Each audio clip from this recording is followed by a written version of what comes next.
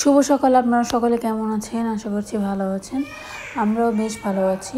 তো চলে আসলাম আরেকটা নতুন ব্লগ নিয়ে। আজকে ঘুম থেকে উঠেছি হচ্ছে 6:45টার মতো। ইদানিং শরীরটা বেশি ভালো থাকে না, মানে সকালবেলা ঘুম থেকে উঠতে পারি না। 6টা 6:30টার দিকে ওঠানোর চেষ্টা করি, আমি ওঠার চেষ্টা করি, কিন্তু উঠতে পারি না। তো ঘুম থেকে উঠেই সরাসরি চলে আসছি রান্নাঘরে। এখন হচ্ছে সারার জন্য টিফিন করব এবং তার সাথে আমরা সকালবেলা কি খাবো সেই খাবারটাই রেডি করব। তো সারা তো স্কুল আছে, ওকে হচ্ছে 7:30টার সময় ঘুম থেকে তুলি। তার আগে হচ্ছে আমার টিফিন প্লাস হচ্ছে আমাদের খাবার দাবার সব রেডি করতে হয়। তো এখানে হচ্ছে আমি ফ্রিজে একটু পোলাও ছিল রান্না করা, তো ওইটা দিয়ে হচ্ছে ডিম দিয়ে সাথে দিয়েছি বরবটি আর গাজর, একটু হালকা সবজি দিয়ে একটা ফ্রাইড রাইসের মতো করেছি। তাহলে ও টিফিনও নিতে পারবে আর ঈশানকে সকালে এইটাই খাওয়াই দেবো। আর আমাদের জন্য মানে আমি আর সারা বাবার জন্য করেছি রুটি, ডিম ভাজা আর হচ্ছে ফ্রিজে একটু তরকারি ছিল, তো ওইটা দিয়ে আজকে ব্রেকফাস্ট করে নেব।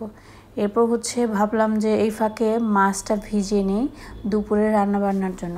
আমি সকালবেলায় রান্নাবান্না শেষ করে ফেলি, তাহলে সারাটা দিন একটু সময় পাই অন্য কাজকর্ম করার। তো আজকে রান্না করব ইলিশ মাছ কচুর মুখি দিয়ে, অনেকে গাটি কচু বলে, তো আমরা কচুর মুখি বলি। তো ইলিশ মাছটা ভিজিয়ে রেখে দিয়েছি। আর এদিকে হচ্ছে এই যে রাইসটা একটু নাড়া দিয়ে দিলাম, হালকা একটু জল দিয়েছি, তাহলে একটু ফুলকো ফুলকো হবে। ওইদিকে হচ্ছে টিফিনটা রেডি করে সারাকে রেডি করিয়ে খাওয়িয়ে স্কুলে পাঠিয়ে দিয়েছি। এবার আমি আসছি ইলিশ মাছটা কাটতে। আর ওইদিকে হচ্ছে আমার সবজি কাটাও হয়ে গেছে। আজকে কচু আলু বেগুন দিয়ে ইলিশ মাছের ঝোল রান্না করব, পটল ভাজবো হচ্ছে পেঁয়াজ কুচি দিয়ে, আর সাথে হচ্ছে মুসুরের ডালের ভুনা করব। এ হচ্ছে আমার আজকের লাঞ্চ মেনু। তো এখানে হচ্ছে আমি সবজি তো কিছুক্ষণ আগেই কেটে রেডি করে রেখেছিলাম, এখন ধুয়ে সব রেডি করব। তো ইলিশ মাছটা কাটা হয়ে গেছে, সবজিও কাটা ধোয়া সব শেষ, এখন শুধু রান্নাটা শুরু করলেই হবে। তো ভাবতেছি আস্তে আস্তেই করি, তাড়াহুড়ার কিছুই নেই, যেহেতু সারাকে স্কুলে পাঠিয়ে দিয়েছি। বাচ্চাদের কাজ শেষ হলে মনে অনেক বড় একটা কাজ হয়, মানে সারাকে স্কুলে পাঠিয়ে দিলে মনে হয় যে অনেক বড় একটা কাজ শেষ হলো। এরপর হচ্ছে বাকি টুকটাক কাজকর্ম আস্তে আস্তে করবো, এই হচ্ছে ব্যাপার।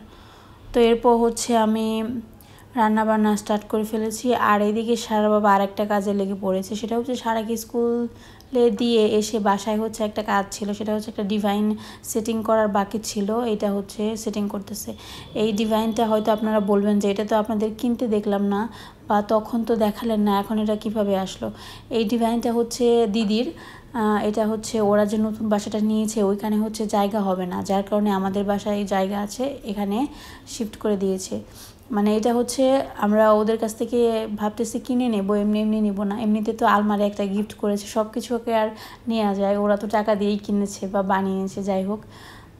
তো যেহেতু ভাবলাম যে আমাদের বাসায় জায়গা আছে, আমাদের একটা লাগবে বলতে হচ্ছে সারার বাবা যে রুমটাতে কম্পিউটার টেবিল বসিয়েছে, সাথে একটা ওয়ার্ড্রোব আছে আমার, ওই রুমটা মোটামুটি ফাঁকা আছে। ওইখানে হচ্ছে যে সমস্ত জিনিসপত্র রেখেছি আপাতত ফ্লোরের মধ্যে আছে, তো ওইগুলো একটু অর্গানাইজ করবো। তারপর হচ্ছে এই ডিভাইনটা ওই রুমে রাখবো, মানে হালকা পাতলা অনেক সময় গেস্ট আসলে ওইখানে, মানে এই ডিভাইনের মধ্যে একজন শোয়া যাবে রাতে, তো সেই হিসাব করে আর কি রাখবো। এমনিতেও বসার জন্য একটা জায়গা লাগে।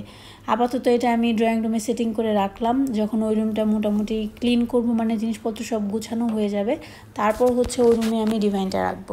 এটাই হচ্ছে আমাদের প্ল্যান। এখন বাকিটা দেখি সময়ের সাথে সাথে কি হয়। তো এইদিকে হচ্ছে আমি রান্না বান্নাতে শুরু করে দিয়েছি। প্রথমে হচ্ছে ডাল ভুনা করলাম, পেঁয়াজ রসুন কুচি দিয়ে। মুসুরের ডাল ভুনা খেতে ভীষণ ভালো লাগে। তো এক পাশে হচ্ছে ডাল হচ্ছে, আর এক পাশে হচ্ছে ইলিশ মাছ ভাজা বসিয়ে দিলাম। আজকে ইলিশ মাছটা একটু বড় সাইজের, মানে সেদিন মা বাবা আসছিলো না, তখন নিয়ে আসছিলো ইলিশ মাছটা, একদিন খাওয়াইছি, তারপর আর মা বাবাকে খাওয়ানোর সময়ই পেলাম না, তারপর তো মা বাবা চলেই গেল। এর জন্য ভীষণ খারাপ লাগতেছে ইলিশ মাছটা খাওয়ার সময়, যে আনা হয়েছিল তাদের জন্য, কিন্তু তাদের তো খাওয়াতে পারলাম না, ওনাদের তো আবার ছুটি শেষ হয়ে গেল, চলে গেল। এর জন্য ইলিশ মাছটা কাটার সময় মা বাবার কথা খুব মনে পড়ছিল। আর ওই বাসার মা বাবা তো আসতেছে না বাসায়, বাসায় আসলে হয়তো তারা থাকলে আরেকটু ভালো লাগতো, কি আর করার। মা বাবাও আসবে, মানে আমার শ্বশুর শাশুড়ি দুজনেই আসবে। অর্চিদের বাসাটা একদম পুরোপুরি গোছগাছ করানোর পর হচ্ছে আমাদের বাসায় আসবে। এখন হচ্ছে আমি মাছের ঝোলটা করে নিচ্ছি। এখানে কচু আলু দিয়ে করব, একটু ফোড়ন দিলাম, জিরে রাঁধুনি ফোড়ন, তারপর হচ্ছে এর মধ্যে কচু আলু কেটে রেখেছিলাম সেটা দিলাম। এখন হচ্ছে এটাকে নেড়ে চেড়ে একটু ভেজে নেব। ইলিশ মাছ দিয়ে যে কোনো রেসিপি করেন না কেন খেতে কিন্তু ভীষণ ভালো লাগে, যেভাবেই করেন না কেন, যা দিয়েই করেন না কেন, কেন জানি না এটার মধ্যে এত বেশি ফ্লেভার এবং একটা অন্যরকম স্বাদ থাকে, যেটা অন্য কোনো মাছের সাথে আসলে তুলনায় করা যায় না।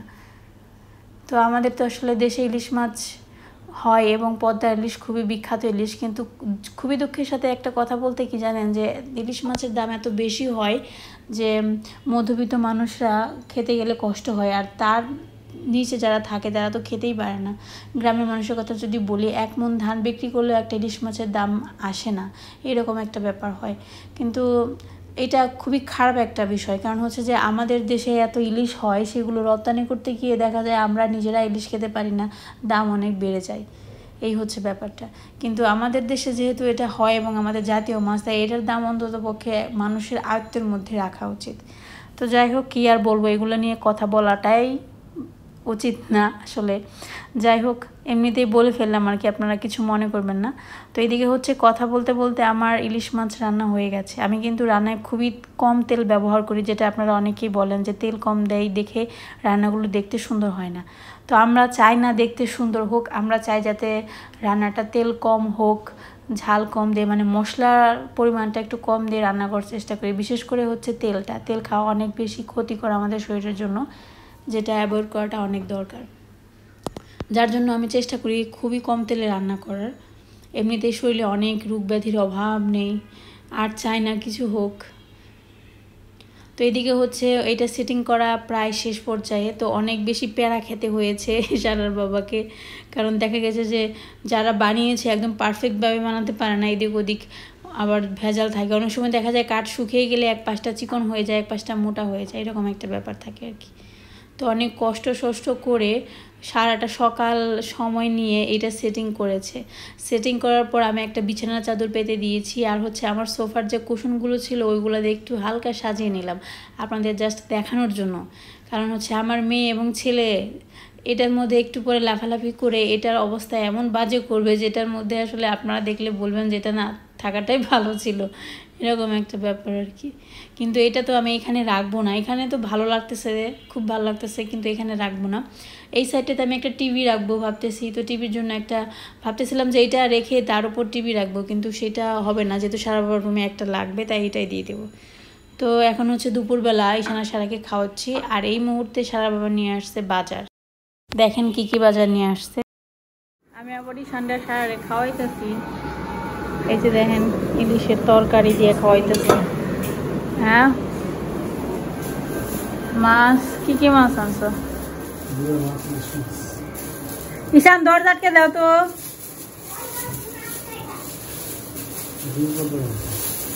এটার মধ্যে কি মাছ? আচ্ছা, এটার মধ্যে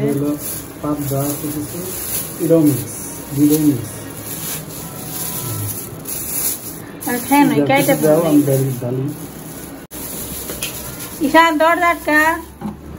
ও মাছগুলো তো সুন্দর, সেই মাছ, ছয় মিশালি না 5 মিশালি মাছ। ওটার মধ্যে ওর পুঁটি মাছও আছে, বর্ষার জলের মাছ নাকি এগুলো? নোরা মাছটা যেটা নরম হবে, নরম।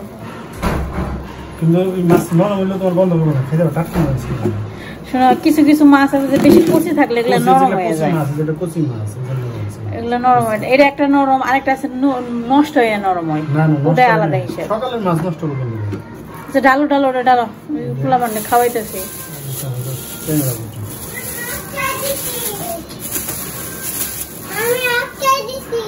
ভালো করছো, এর মধ্যে ট্যাংরা আছে, ব্যাম আছে, শিং মাছ আছে, সব মিশানো আর কি।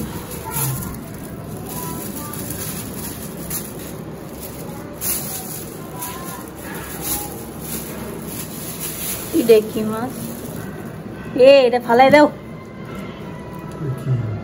রেজি মাছ, পাখির বাগাই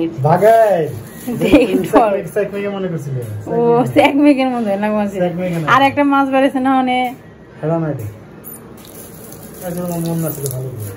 তুমি খাইবে? আমার খাইবা মন চায় না। নরম মাছটা নরম, আমি না করছিলাম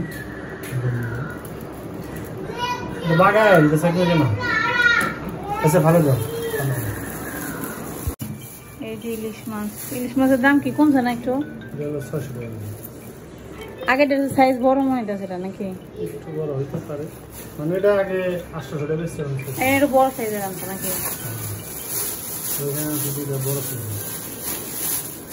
বেশি বড় না বেশি বড় হলে তুমি খাওয়া না 1 কিলো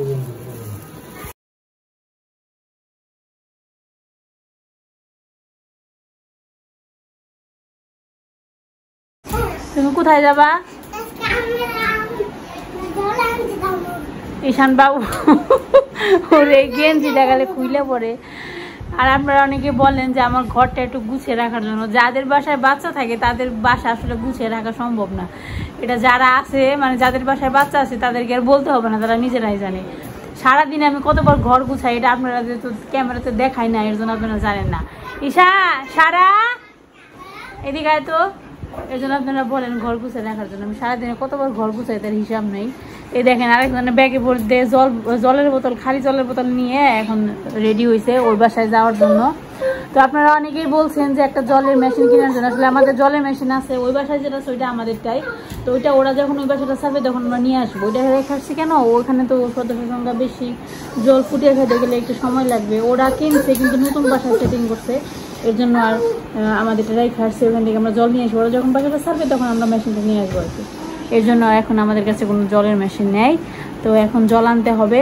তো সারা আর ঈশান মিলে রেডি হয়েছে জল আনতে যাওয়ার জন্য এমনিতে কিন্তু পোলাপান কাজ করতে চায় না কিন্তু ওই বাসায় যাইতে হবে আমি সাথে খেলতে পারবো তার জন্য উনি একা একাই বোতল ব্যাগে বসছে তারপর উনি রেডি হয়েছে ওনার বাবাকে বারবার বলতেছে চলো চলো জল নিয়ে আসি তাই না সারা এমনিতে তো কোনো কাজ আমাকে করে দিস না এখন তো নিজে নিজে সব কাজ করার দেখা যায় তাই না হ হ হ করস খালি হ্যাঁ